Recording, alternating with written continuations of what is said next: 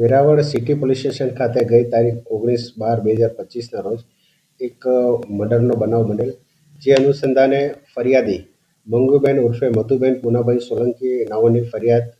બીએનએસની કલમ 103(1) અને અન્ય જુદી કલમો હેઠળ દાખલ કરવામાં આવી છે.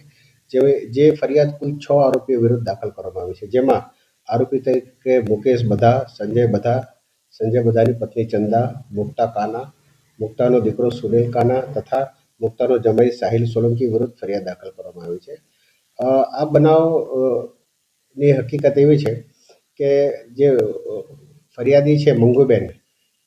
મંગુબેનના પતિ પૂનાભાઈને મંગુબેનના ભાઈ સંજયભાઈ તથા એની બહેન મુક્તા સાથે લગભગ 20 દિવસ પહેલા માથાકૂટ થયેલી, જે માથાકૂટના કારણનું મન દુઃખ રાખી આ લોકોએ ગઈકાલે વહેલી સવારના જે મરણ જનાર છે પૂનાભાઈ, તે પોતાના ઘરેથી શાક માર્કેટે જવા નીકળેલ તે વખતે રસ્તામાં આ લોકો સાથે મળી અને એમને માથાકૂટ થયેલ અને આ જે 6 ઈસમોએ એક સાથે મળી અને તેમને પુષ્કળ માર મારેલ, જેના કારણે તેઓ ગંભીર હાલતમાં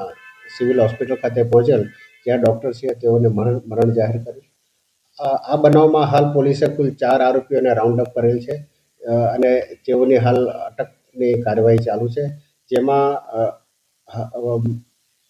મુકેશ બધા, મુક્તા કાનાનો દીકરો સુનિલ અને મુક્તાનો જમાઈ સાહિલ સોલંકીને હાલ રાઉન્ડ અપ કર્યા છે. તેમજ અન્ય જે 2 આરોપી છે સંજય બધા અને તેની પત્ની ચંદા, તેઓ હાલ ફરાર છે. તેઓને ધરપકડ માટે હાલ પોલીસની અલગ અલગ ટીમો કાર્યરત છે અને હાલ અત્યારે આ 4 આરોપીઓને પોલીસે આ જે બનાવ બન્યો છે એમાં આરોપીઓએ પથ્થર વડે આરોપીને